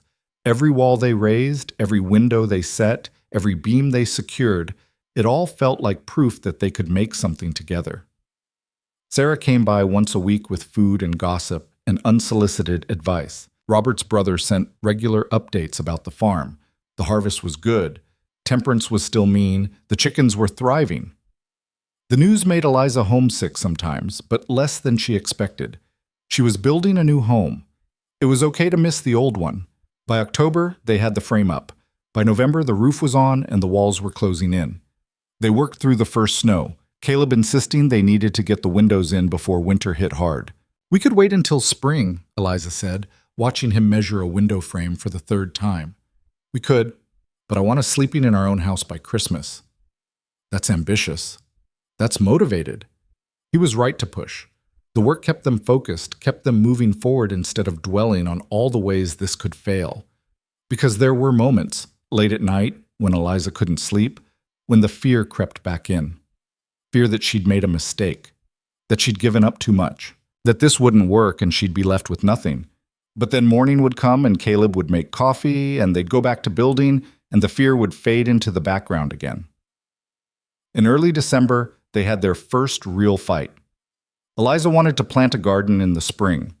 Caleb thought they should focus on getting the workshop built first. "We need income," he said. "The workshop means I can take jobs, make furniture, bring in money." "We need food," Eliza countered. "The garden means we can eat, not have to buy everything from town. We can afford to buy food for a while. We can't afford to not work.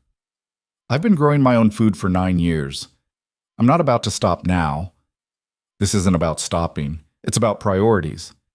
And my priorities don't matter? That's not what I said. It's what you meant." They'd been standing in the half-finished kitchen. Caleb had been holding a hammer. Eliza had her arms crossed, her jaw set in the way that meant she wasn't backing down. They stared at each other, both stubborn, both convinced they were right. Finally, Caleb set down the hammer. I don't want to fight about this. Neither do I. But we are. Yeah. He rubbed his face, tired. They'd been working 12-hour days for weeks. Both of them were running on fumes and determination. What if we do both? He said finally. How? We build the workshop first. Gets me working again, bringing in money. But we also clear space for the garden. Get it ready for spring planting. That way we're both getting what we need. Eliza wanted to argue, wanted to insist that the garden should come first, but she could see the exhaustion in Caleb's face, could see that he was trying to meet her halfway. Okay, she said. Both. Yeah? Yeah. He pulled her into a hug and she let him, let the anger drain out of her. We're going to fight sometimes, he said quietly. That's okay. Doesn't mean we're failing. Feels like failing. I know, but it's not. It's just two people who care about different things trying to figure out how to care about them together. He was right. Didn't make it easier, but he was right. They moved into the house 2 days before Christmas. It wasn't finished. The floors needed sanding. The walls needed a second coat of whitewash. Half the furniture was still just boards waiting to be assembled. But it had a roof and walls and a working fireplace and two people who'd built it with their own hands. That night, they sat in front of the fire on a blanket because they didn't have chairs yet, eating stew Eliza had made on the new stove. And Caleb said, "This is the best Christmas I've had in 4 years. We don't even have a tree." "Don't need one. Got you. Got this house. Got a future that doesn't feel like just surviving." Eliza leaned against him. "I'm glad I answered your ad." "Me too. Even when I'm stubborn and difficult, especially then, means you care enough to fight for what matters to you." They sat in silence, watching the fire. Outside, snow was falling, soft and steady, covering their new land in white. "I've been thinking," Eliza said. About? About teaching. About that dream I had when I was young." "What about it?" "I want to do it. Not in a school, necessarily, but there are kids around here who can't afford school, who need someone to teach them reading and writing and arithmetic. I could do that. Here, in our house." Caleb looked at her. "You're serious?" "Yeah, I know it sounds crazy. It sounds perfect." "Really?" "Really. You've been looking for something that's yours, something beyond just helping me build furniture and grow food. This could be that. But would you mind having kids in the house, the noise and chaos and everything that comes with it?" He smiled. "I'd love it. House is too quiet anyway. Could use some life." So that's what she did. Started small. Put up a notice at the general store in town. Offered to teach basic reading and arithmetic to any child whose parents couldn't afford school. 3 kids showed up the first week. 2 boys and a girl, ages 7 to 10, all from farming families outside Billings. Eliza set up a table in the main room, pulled out the books she'd kept from her own childhood, and taught them the alphabet. It was harder than she expected. The kids were restless, didn't want to sit still, didn't understand why letters mattered when there was work to do on their farms. But Eliza was patient, showed them how reading could help them, how knowing numbers could keep them from being cheated at market, how writing could let them communicate with people far away. Slowly, they started to understand. By spring, she had 7 students. By summer, 12. Word spread. Parents who'd never had education themselves wanted it for their children, wanted them to have opportunities they'd never had. Eliza taught them in the mornings, worked in the garden in the afternoons, helped Caleb in the workshop in the evenings. It was exhausting. It was fulfilling. It was a life she'd never imagined she could have. One afternoon in late July, Sarah came by with her kids. Found Eliza in the garden, pulling weeds, dirt under her fingernails and sweat on her face. "You look happy," Sarah said. "I am. Mostly." "Mostly?" Eliza sat back, wiping her forehead. "It's not perfect. Caleb and I still fight about stupid things. The house still isn't finished. Half my students are more interested in causing trouble than learning. Temperance died last month and I cried for 3 days, even though that cow hated me. But I'm not just surviving anymore. I'm building something, teaching kids, growing food, making a life with someone who actually sees me. It's messy and hard and nothing like I thought it would be." "And that's good?" "Yeah, that's good." Sarah smiled. "I told you, You just needed to let yourself try. That summer was good. The garden produced more than Eliza expected. Caleb's furniture business was growing, orders coming in faster than he could fill them. The house slowly became more finished, more theirs. In September, Eliza realized she was pregnant.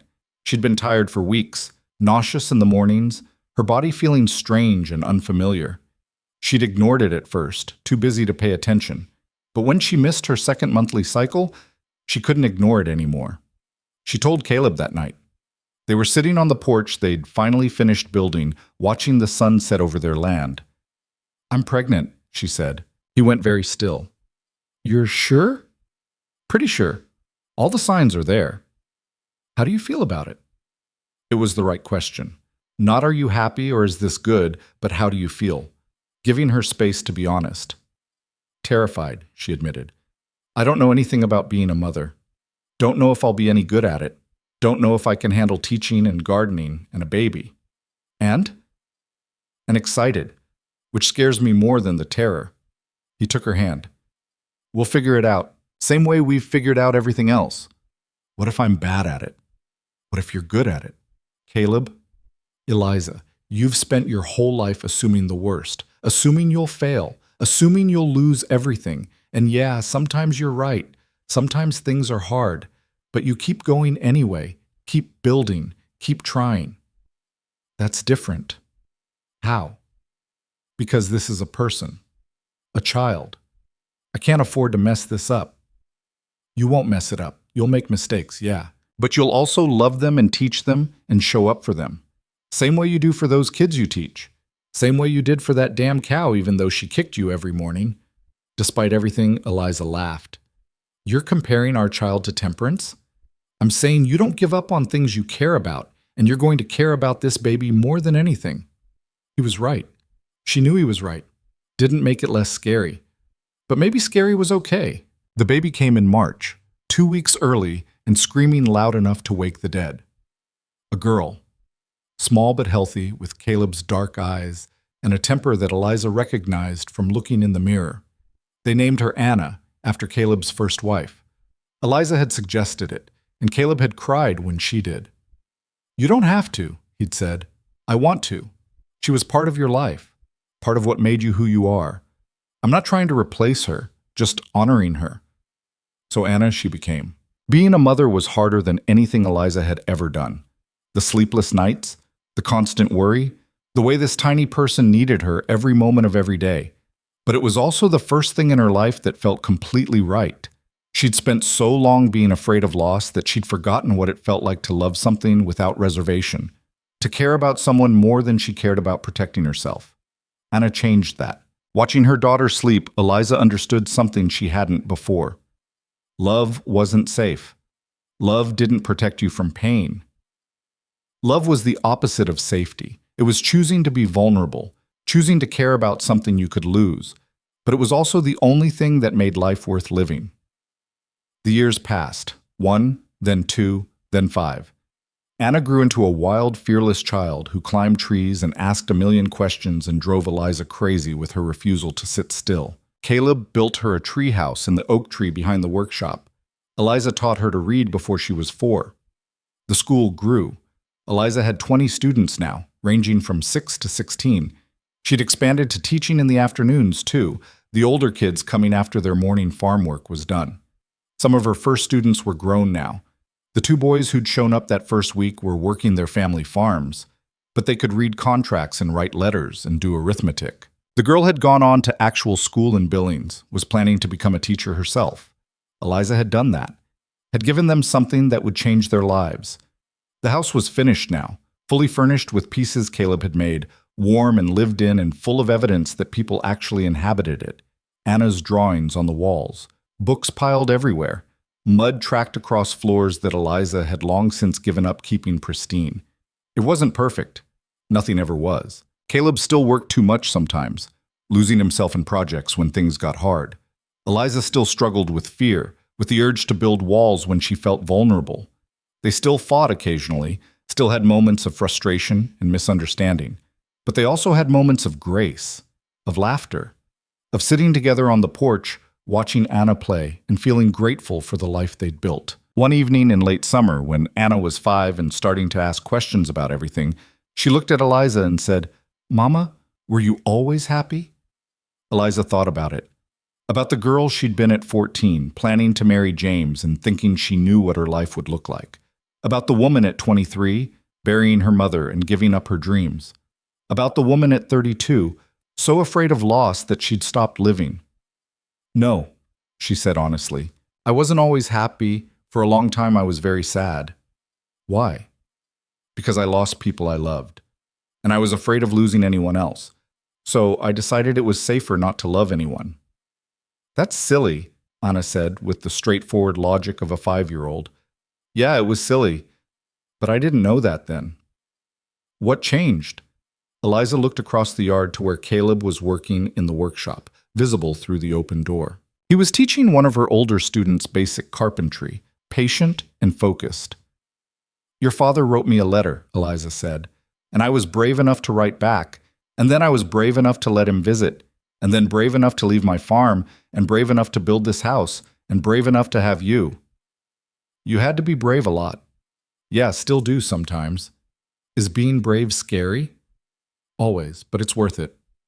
Anna thought about this, her small face serious. "I'm going to be brave too." "I know you will, baby. I know you will." That night, after Anna was asleep and Caleb was reading by the fire, Eliza stood on the porch looking out at the land they'd built on.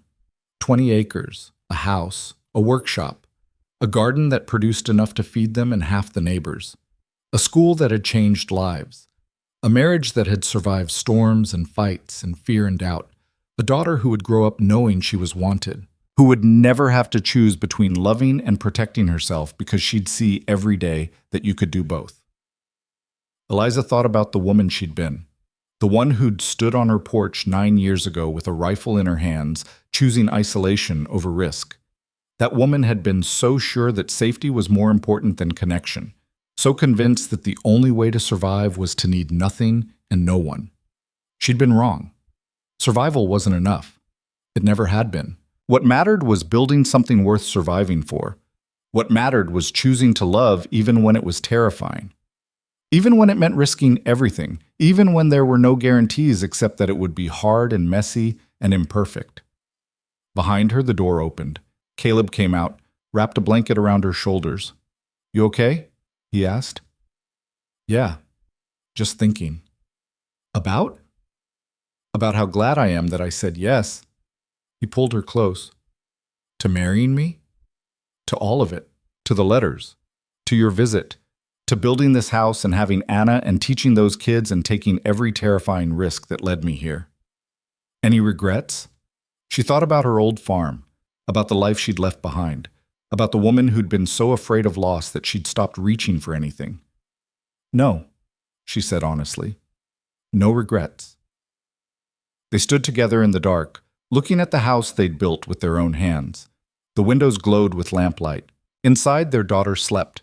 Tomorrow, students would come to learn. Caleb would work in his workshop. Eliza would teach and garden and live. It wouldn't be perfect.